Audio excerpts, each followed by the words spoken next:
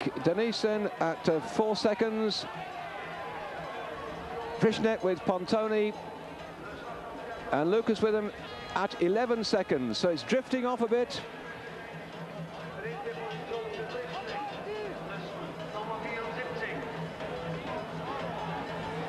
The crowd, you probably sensed it too. The crowd has got remarkably quiet. They're roaring on for Frischnet. That's still just under 5 seconds back to Djernis.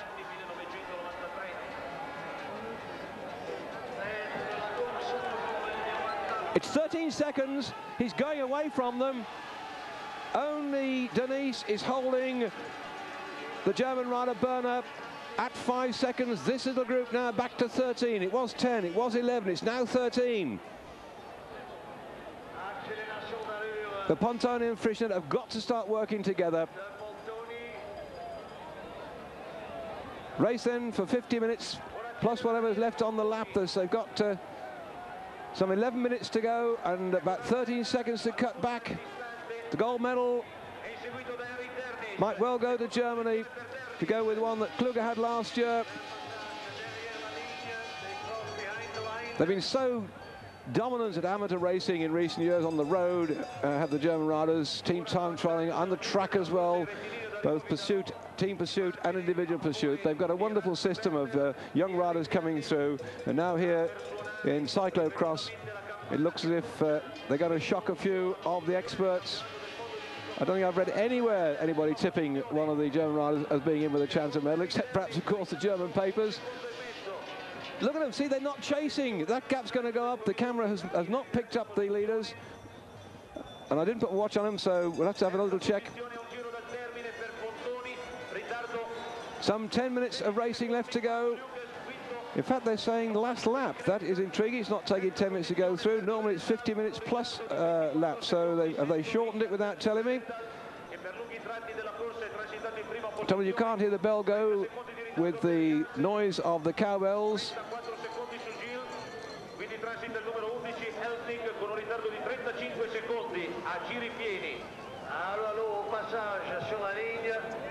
Well, Djernis has got up to him now. So that's first and second, and they've got to come quick from behind now. They're going to be battling only for bronze medal, and Pontoni doesn't look too happy. He's had a brilliant season so far, leading in the Super Prestige Series. He's been dominant there, winning most of the 10-11 rounds he's had so far. He's just been unstoppable. Let's see, he won at Zaruth. He won a race in Belgium. He won at Aspen in Holland. He won at Zillebecker. Again, he won the other round 11 as well in Italy. So, in fact, he's been dominant in the Super Prestige Series. So, perhaps, again, it's one of these occasions when a rider goes into a season full of his own exuberance and rides himself into a standstill rather than just waiting for the championship of the world. But, of course, he's earned a lot of money as an amateur in the Super Prestige Series. And this is the man, there we are on the front, Djernis, who is, in my money, the biggest threat. Of these two riders, probably the slightly sharper of them, and probably slightly more experienced. I say slightly there because Berner now, who comes, rides from the VC Frankfurt. He was the German champion in 1992, and in 1993 he was the second man behind Kluge, so technically he was the German amateur champion this year as well. Rides of VC Frankfurt, I say. Born on the 28th of March in 1968. Been riding cyclocross since 1979, so that may well be our new world champion, but I don't think Djernis will just sit down and let him get away with that one, as he's got up to him now. Dopo la cerimonia protocollare dovranno presentarsi a disposizione dell'ispettore per il controllo medico il primo, il secondo, il terzo e il quarto classificato, oltre ai sorteggiati. Numero 6 Van Baugel, numero 14. That's the man that set the race at Lies, but he's now only going for a second place because Djernis has got away from him. Il numero 73 Andreas Kusser e il numero 34 trattasi di... Now I'll say that I thought Djernis had got the edge on this German rider, and he's showing it without waiting for a sprint. He's thrown down the gauntlet and got away a bit off the front there. There's the first leading French rider, but the race looks like it's over him. Corridore della Danimarca waiting to pick up the leaders. This is some of the back markers now, still fighting for lower places. A couple from Holland, a couple from France, from the Dutch riders as well. And the leader, though, looking for that gold medal is Henrik Djernis from Denmark. Djernis still ploughing away and beginning to pull back some of the lap riders as well. Brilliant ride then by Djernis. And there, the man that he caught and dropped, who attacked and everybody else let him go, and he's now racing on to try and get that silver medal. Can he hang on in there? Ralf Berner. Who's going to go for third place? They've got to be only looking for third place now, Frischnet and Pontoni. Well, the atmosphere, they're still encouraging their riders, but they're not doing it with the same sort of enthusiasm that they did earlier on, because certainly the bronze medal is nice to have, but for Thomas Frischnet, already winner of 6 medals, is he going to get a 7th here? Because Pontoni, together with Luches, will be fighting out for the bronze. Well, up in front then, Djernis for Denmark, hammering on in toward the finish, and Ralf Berner is trying to get back to him.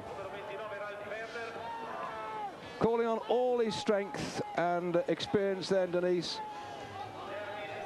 Now, these very, very professional riders, and having had that advantage of the mountain bike season as well in his legs, and sensibly just easing back a couple of times through the season.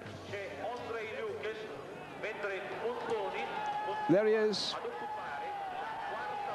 the man who won the bronze medal in 1988 in Hagendorf in Switzerland. First Danish rider ever to do so. Then he went on to finish second to Thomas Frischner a couple of years ago. And right now, it looks like he's going to have another first for Denmark.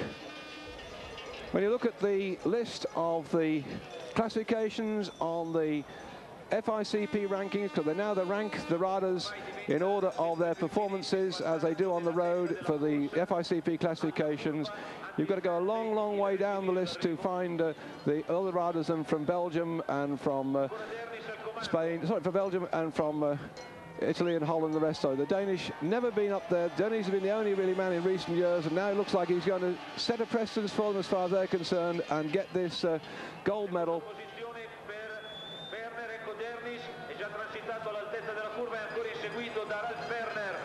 And here he is.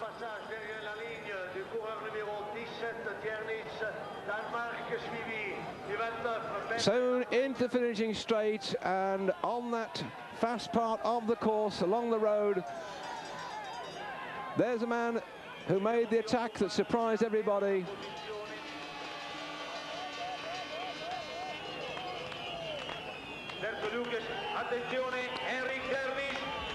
Well, that's it. He had to say finish, because I think he was slightly surprised too. You see how he looked up then? He didn't have this. He didn't have it with his second place. Rather amazing that I think Djernis just had a quick check and said he's got to do another lap, because he's gone at 46 minutes. I understood he's got 50 minutes plus whatever it is, but they've obviously tried to chop something inside the 50 minutes rather than go just over the 50. But there we are, a very fast ride today. Djernis the winner, and this is the sprint then for the bronze medal. On the right, Lukic, on the left, Pontoni. So Pontoni of Italy is going to salvage something this season as far as the World Championship is concerned by having a bronze medal to go with the gold he won last year. But for Thomas Frischnet, the most prolific medal winner in cyclocross that's riding today, unfortunately out of the medals then, and that's him just crossing the line.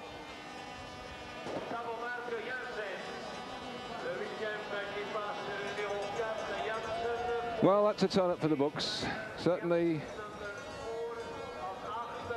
there'll be some questions asked, I think, at the tactics of those riders, and I shall certainly look forward to seeing the tapes of this at a later date, to get an opportunity just to see what went on when they let the German rider Berner drift off there at the just over halfway through this race. There was just no concern to go for him. I didn't think they were that cooked at all, but a fine ride by Djernis then to launch that solo attack to get up to him and to take the gold medal.